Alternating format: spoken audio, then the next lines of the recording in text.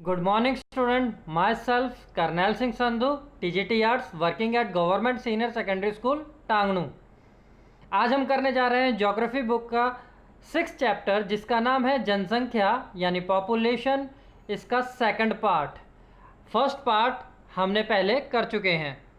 आइए एक बार दोहराते हैं, रिकॉल करते हैं जो हमने फर्स्ट पार्ट में पढ़ा। तो जो पहला पॉइंट है हमने पढ़ा पॉपुलेशन साइज एंड डिस्ट्रीब्यूशन के बारे में। इसमें हमने देखा कि भारत में जो है जनसंख्या कहाँ कहाँ पर फैली हुई है और उसके क्या कारण है। तो अगर हम बात करेंगे जनसंख्या घनत्व की तो जो वो है बिहार में सबसे अधिक था और अरुणाचल प्रदेश में सबसे कम था। और अगर हम जनसंख्या डिस्ट्रीब्यूशन की बात करेंगे तो वो उत्तर प्रदेश में सबसे अधिक था और सिक्किम में सबसे कम जनसंख्या रहती है। दूसरे पॉइंट में हमने देखा था कि ग्रोथ और पॉपुलेशन चेंज के बारे में, कि जनसंख्या में परिवर्तन किस तरह होता है। तो जनसंख्या में परिवर्तन 3 कारणों से होता है: जन्म दर, मृत्यु दर और प्रवास। तीनों ही कारण जनसंख्या को कम या ज़्यादा करने में महत्वपूर्ण भूमिका निभाते हैं। आज जो हम करने जा रहे हैं वो बहुत ही विशेष है और वो है जनसंख्या के विशेषताओं के बारे में। मतलब किसी भी एक स्थान पर रहने वाले लोग जनसंख्या कहलाते हैं, उनके बारे में जानकारी। अब उनके बारे में किन किन चीज़ों के बारे में हम जानकारी प्रदान करेंगे, वो है उनकी एज के बारे में यानी आयु संरचना के बारे में, सेक्स कंपोजिशन यानी लिंगानुपात के बारे में, लिटरेसी रेट यानी कि उनकी साक्षरता दर, कितने पढ़े लिखे हैं, ऑक्यूपेशन स्ट्रक्चर यानी कि व्यवसाय के बारे में, वो किस किस व्यवसाय में लगे हुए हैं, और उनकी हेल्थ के बारे में। आइए देखते हैं एज कंपोजिशन।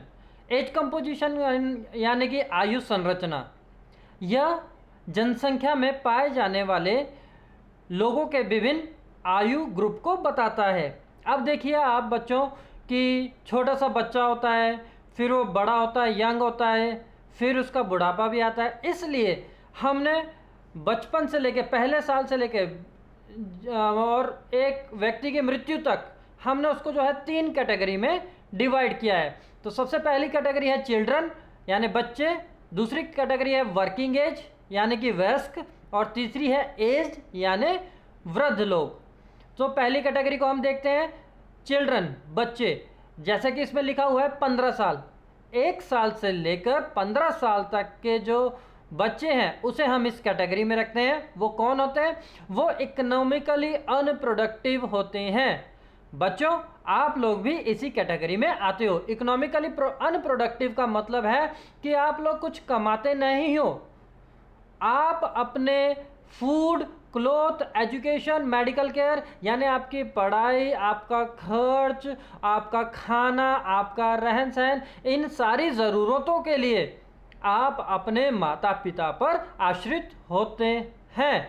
इसे हम चिल्ड्रन या बच्चों का एज ग्रुप कहते हैं, 1 से 15 साल तक के। जो दूसरा एज ग्रुप है उसका नाम है वर्किंग एज ग्रुप यानी कि कार्यशील आयु। ये है 15 से 59, 15 साल से 59 साल तक के जो लोग होते हैं उसे हम इसमें इंक्लूड करते हैं। बच्चों आपके जो बड़े भाई बहन हैं, आपके जो माता पिता हैं, आपके अंकल आंटी हैं, उन्हें हम इस एज ग्रुप में रखते हैं। और वो क्या है, इकोनॉमिकली प्रोडक्टिव होते हैं और बायोलॉजिकली भी रिप्रोडक्टिव होते हैं। कहने का तात्पर्य है कि वो किसी न किसी व्यवसाय में लगे हुए हैं, वो कमाते हैं और जो आप लोगों का, बच्चों का, आपका भरण पोषण करते हैं। इन्हें हम कार्यशील पॉपुलेशन, कार्यशील जनसंख्या कहते हैं। तीसरा है एज्ड यानी कि वृद्ध। ये बच्चों कुछ कमाते नहीं हैं लेकिन फिर भी कुछ ना कुछ पैसा इनके पास आता है, जैसे पेंशन के रूप में, किसी को वृद्धावस्था पेंशन है, किसी ने अपनी सर्विस पूरी की उसकी पेंशन है। लेकिन फिर भी ये लोग जो हैं अपने जो है फूड के लिए, अपनी मेडिसिन के लिए दूसरे ग्रुप पर आश्रित होते हैं। आइए बच्चों इस पाई चार्ट के माध्यम से समझने की कोशिश करते हैं। सबसे पहले हमारे पास है ब्लू कलर, 59% एडल्ट्स को बताता है यानी कि वयस्क जनसंख्या को बताता है। तो हमारे भारत में आधी से भी जो ज़्यादा जनसंख्या है, आधे से भी ज़्यादा लोग हैं, 59%, ये वयस्क लोगों का समूह है। कहने का तात्पर्य है कि भारत में जो है यंग लोग बहुत ज़्यादा हैं। दूसरे नंबर पे आता है 34% ग्रीन कलर में, ये है चिल्ड्रन का। भारत में 34% जो है वो बच्चे हैं, मतलब 1 साल से लेकर 15 साल तक के जो आयु ग्रुप में रखते हैं हम, उसे हम बच्चे कहते हैं। तो ये 34% है। और लाल रंग में जो बताया गया ये 7% है, यानी कि एज्ड वृद्ध लोगों का जो है प्रतिशत हमारी कुल जनसंख्या में वो 7% है। अब बच्चों एक बात यहाँ देखने वाली है कि जिस जनसंख्या का यह जो वयस्क वाला ग्रुप है यह अधिक होता है, वह राष्ट्र बहुत आगे तरक्की करता है। यही कारण है कि जो जापान है वो द्वितीय विश्व युद्ध में 1945 में 6 और 9 अगस्त को वहाँ पर हिरोशिमा और नागासाकी पर 2 उनके शहर तबाह कर दिए गए थे, लेकिन फिर भी आज वो विकसित देशों में खड़ा है। क्यों? क्योंकि वहाँ के जो कार्यशील व्यक्ति हैं, जो एडल्ट्स हैं, उनकी पॉपुलेशन वहाँ पर ज़्यादा है और वो ज़्यादा कार्यशील हैं। जो बच्चों नेक्स्ट आता है वो है सेक्स रेशो, लिंग अनुपात। यह वुमेन और मैन के रेशो को बताता है पॉपुलेशन में, कि पॉपुलेशन में कितने मैन हैं और कितनी वुमेन है। भारत में इसे कैलकुलेट किया जाता है female population over mail population into 1000 से। अलग अलग राष्ट्रों में अलग अलग तरीके हैं इसको कैलकुलेट करने के लिए। यूएसए में अलग सिनेरियो है, हम भारत में इसे फीमेल और मेल के प्रोपोर्शन में कैलकुलेट करते हैं। और नेक्स्ट पॉइंट में लिखा हुआ है, जैसे इसके डेफिनेशन के बारे में बताया गया है, इसे हम कहते हैं ratio of number of female पर 1000 मेल। कहने का तात्पर्य कि 1000 पुरुषों के पीछे स्त्रियों की संख्या, इसे हम लिंग अनुपात कहते हैं। जैसे आप इस चित्र के माध्यम से भी देख सकते हैं कि एक साइड वुमेन है, एक वुमेन है और 4 जो है मैन है। मतलब कि हमारे भारत में बहुत सारे ऐसे क्षेत्र हैं जहां वुमेन की स्थिति, जो वुमेन की संख्या है वो बहुत कम है, मैन ज़्यादा हैं। इससे हमें क्या क्या चीज़ें देखने को मिलती है, चलो बच्चों इस डाटा के माध्यम से हम समझने की कोशिश करते हैं।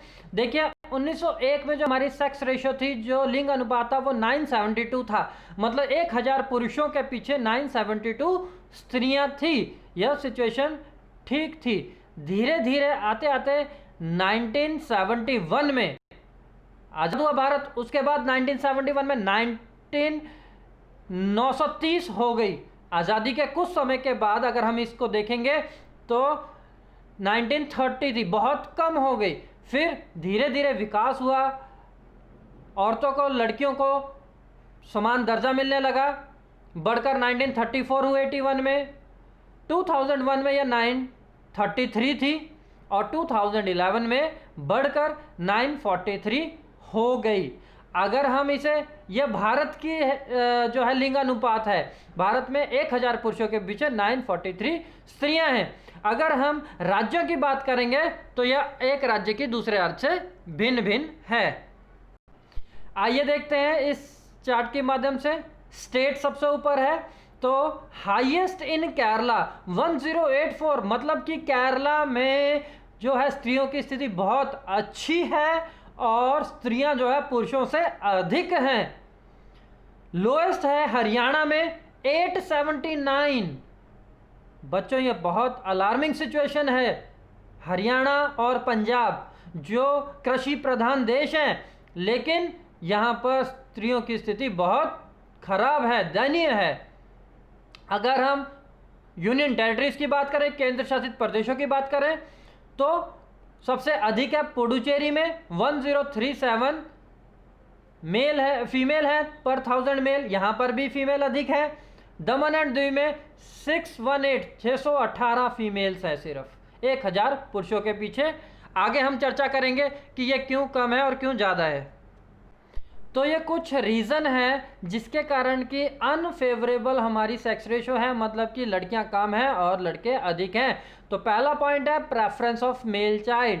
पंजाब और हरियाणा में यही कारण है कि लड़के की डिमांड ज़्यादा है और लड़कियों की डिमांड जो है वो कम है, क्योंकि ज़मीनें अधिक होने के कारण वो अपने वंश को आगे बढ़ाने के कारण लड़कों को ज़्यादा अहमियत देते हैं। दूसरा कारण है डॉरी द डेथ। आज भी हमारे इंडिया में बहुत सारे क्षेत्र ऐसे हैं जहां पर दहेज प्रथा प्रचलित है, जिसके कारण कि लड़कियों को जो है मौत का कारण बनना पड़ता है। तीसरा है neglect of health education of female. यह बहुत इंपॉर्टेंट पॉइंट है। लड़कियों की हेल्थ के ऊपर कम ध्यान दिया जाता है। लड़कियों को आज भी बहुत सारे क्षेत्र ऐसे हैं जहां पढ़ाया नहीं जाता है, जबकि क्या होना चाहिए, लड़कियों को भी समान पढ़ाना चाहिए, लड़कियों की भी हेल्थ के ऊपर लड़कों के समान ध्यान देना चाहिए। फोर्थ पॉइंट है फीमेल इन्फेंटिसाइड। मतलब कि आज ऐसी आधुनिक तकनीक विकसित हो गई है कि माता के गर्भ में ही जब एक लेडी प्रेग्नेंट होती है तो उसके गर्भ में मेल है या फीमेल है ये पता किया जा सकता है आजकल। तो वो पता करके पहले ही अगर गर्ल चाइल्ड होती है तो उसे मार दिया जाता है कोख के अंदर ही, जो कि एक शर्मनाक बात है। अगला पॉइंट है फीमेल फर्टिसाइड। अगर मान लो वो बच्चा पैदा हो गया, वो लड़की पैदा हो गई, उसके बाद जन्म लेने के बाद उसे मार दिया जाता है, जो कि बहुत ही गलत धारणा है कई क्षेत्रों में। नेक्स्ट है डोमेस्टिक वायलेंस अगेंस्ट वुमेन। जो है डोमेस्टिक वायलेंस है वुमेन्स के लिए, आज भी घरों में समान अधिकार नहीं दिया जाता है लेडीज़ को, वो भी इसके लिए एक प्रॉब्लम है, जिसके कारण इनकी जनसंख्या जो है कम होती जा रही है। नेक्स्ट है lower socio economic status of women. आज वुमेन्स को बहुत उसका समाज में स्थान जो है बहुत पीछे रखा गया। आज भी उन्हें जो है बाहर कार्य करने के लिए अनुमति नहीं दी जाती है। जो नेक्स्ट है वो है लिटरेसी रेट, साक्षरता दर। तो हम किसे साक्षर कहेंगे? एक व्यक्ति जो रेडी चलाता है उसे हम साक्षर कहेंगे, या एक जो क्लर्क है उसे हम साक्षर कहेंगे, या एक बड़ी मल्टीनेशनल कंपनी में काम करता हुआ व्यक्ति उसे साक्षर कहेंगे, या जो मिस्त्री का काम करता है उसे साक्षर कहेंगे?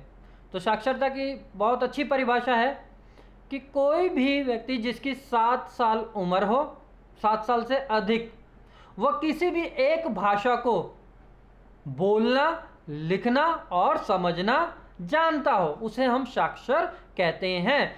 भारत में बहुत सारी भाषाएं बोली जाती हैं। हिंदी के अलावा तेलुगु, पंजाबी, मलयालम, उर्दू, किसी भी एक भाषा को, अपनी लोकल भाषा को वो अगर लिखना, पढ़ना और बोलना जानता हो, उसे हम साक्षर व्यक्ति कहेंगे। चाहे वो रेडी चलाता हो, चाहे वो बाबू हो, चाहे वो सीमेंट का काम करता हो, कोई भी काम करता हो, अगर वो एक भाषा को लिख, बोल और पढ़ सकता हो तो हम उसे साक्षर व्यक्ति कहेंगे।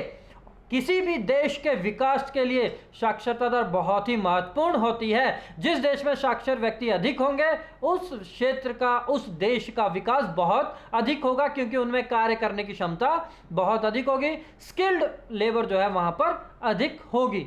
हमारे पास एक छोटा सा डाटा है स्टेट के बारे में। तो भारत में जो है केरला में सबसे अधिक साक्षरता दर है, लगभग 100 के करीब, मतलब सभी व्यक्ति पढ़े लिखे हैं। और इससे पहले हमने देखा था जो सेक्स रेशो था उसमें भी केरल सबसे आगे था। वो क्यों था? क्योंकि वहाँ की साक्षरता दर बहुत अच्छी है, वहाँ पढ़े लिखे बहुत अधिक लोग हैं, सभी मैक्सिमम पढ़े लिखे हैं, इसलिए वहाँ पे जो वुमेन्स है उनका भी स्टेटस अच्छा है। और ये कम है बिहार में। बिहार में जो है साक्षरता दर बहुत कम है। और अगर मेल और फीमेल की बात करेंगे तो मेल फिर भी ठीक है, फीमेल 30% के करीब वहाँ पर साक्षरता दर है। अब हम बात करेंगे ऑल ओवर इंडिया लेवल की। तो इंडिया का 2001 में 64.8% साक्षरता दर थी, जिसमें से 75% मेल थे और 54% फीमेल थे।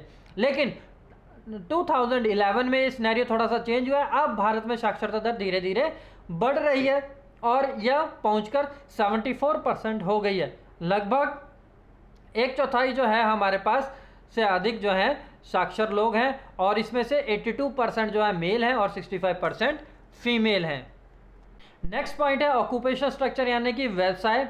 देखो बच्चों, आप लोगों ने अपने आसपास देखा होगा कि कई लोग जो है खेती बाड़ी में लगे हुए हैं, कई उद्योग धंधों में लगे हुए हैं, कई सर्विस सेक्टर में लगे हुए हैं, जो कई है माइनिंग क्षेत्र में लगे हुए हैं, कई अपनी दुकान करते हैं, कई ट्रांसपोर्टेशन में लगे हुए हैं। तो व्यवसाय बहुत भिन्न भिन्न है। तो इसको सिंप्लीफाई करने के लिए हमने इसको 3 कैटेगरी में डिवाइड किया, प्राइमरी, सेकेंडरी एंड टेरिशरी। प्राथमिक व्यवसाय, प्राथमिक व्यवसाय क्या होता है? प्राथमिक व्यवसाय वह व्यवसाय है जो कृषि और कृषि से जुड़े हुए कार्यों को करते हैं, जिसमें एग्रीकल्चर, फॉरेस्ट्री और फिशिंग आ जाता है। इस चित्र को देखकर समझने की कोशिश करिए कि सबसे पहले चित्र में खेतीबाड़ी है, कृषि प्राथमिक क्रियाएं हैं, माइनिंग एक्टिविटी प्राथमिक क्रियाएं जमीन से जुड़ी हुई है, और फिशिंग एक्टिविटी है, फिश पकड़ना, मछली पकड़ना भी प्राथमिक क्रिया कहलाता है।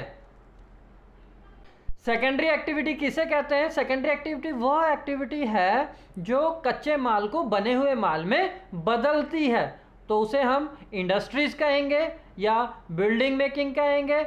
वो सारी जगह जहां कच्चे माल को परिवर्तित माल में या फिनिश गुड्स में बदला जाता है।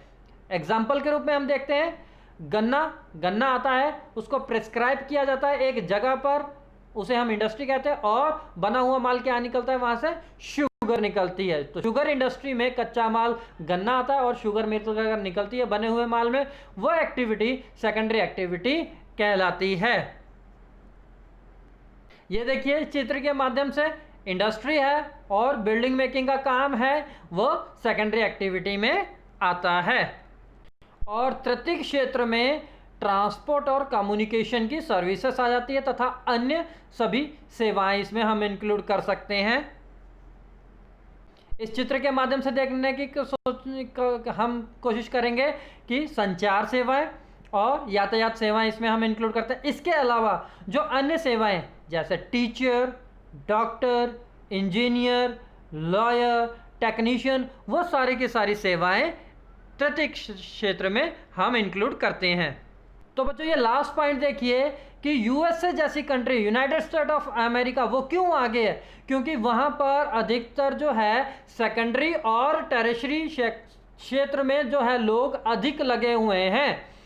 इंडिया क्यों विकासशील देश है, क्यों विकसित देश नहीं बना? क्योंकि यहाँ पर जो है प्राइमरी सेक्टर में अधिक लोग लगे हुए हैं। 64% भारत की जनसंख्या जो है प्राइमरी कार्य में लगी हुई है, और 13% जो है वो सेकेंडरी क्षेत्र में है, और 20% जो है वो टेरिशरी यानी तृतीय क्षेत्रों में सेवाओं में लगी हुई है। तो बच्चों हमारा लास्ट टॉपिक है नेशनल पॉपुलेशन पॉलिसी। अब जैसा कि आपने देखा होगा कि जो हमारे पुराने जो लोग हैं, बुजुर्ग लोग, उनका जो परिवार होता था वो बहुत बड़ा होता था।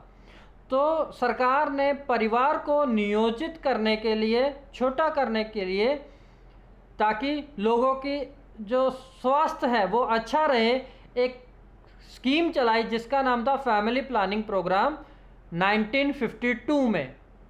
और इसके बहुत सारे उद्देश्य थे जनसंख्या को नियंत्रित करने के, और इसीलिए सरकार ने इसके बाद नेशनल पॉपुलेशन पॉलिसी 2000 जो है वो आरंभ की, जिसके अलग अलग उद्देश्य थे। तो सबसे पहला उद्देश्य नेशनल पॉपुलेशन पॉलिसी 2000 का क्या था? वो यह है कि imparting free and compulsory education up to 14 year of age. कहने का तात्पर्य है कि बच्चों, आपने देखा होगा 8th क्लास तक आपकी ना कोई फीस लगती है, ना आपको बुक्स का खर्चा होता है, ना अन्य चार्जेस आपसे लिए जाते हैं। वो इसीलिए नहीं लिए जाते हैं क्योंकि 14 साल तक के सभी बच्चों को मुफ्त शिक्षा देने का उद्देश्य सरकार का है। दूसरा है reducing infant mortality rate. Infant mortality rate मतलब बच्चों की मृत्यु दर को कम करना। कितना कम करना? 30 पर 1000 लिव बर्थ। मतलब जो 1000 बच्चे जन्म लेते हैं उनके पीछे जो बच्चे मर जाते हैं वो 30 है, उससे भी इसको कम करना। मतलब कम से कम बच्चों की मृत्यु हो जिन्हें 1-2 साल में जिनका जन्म होता है। उसके बाद है achieving universal immunisation of children against various disease. बच्चों को जो विभिन्न तरह की बीमारियां लग जाती हैं उससे बचाना, टीकारोधी बीमारियों के द्वारा उन्हें विभिन्न बीमारियों से बचाना। और promotion delayed marriage for girls. Girls की जो मैरिज की एज है उसे प्रमोट करना। यहाँ देखा जाता है कि आज भी बहुत सारे क्षेत्र ऐसे हैं, पिछड़े हुए क्षेत्र ऐसे हैं जहां पर कि लड़कियों की शादी 18 साल से पहले कर दी जाती है, जबकि ऐसा नहीं होना चाहिए। कम से कम लड़की को +2 तक पढ़ने की इजाज़त हो और उसकी मैरिज जो है के लिए एज 18 ईयर्स हो।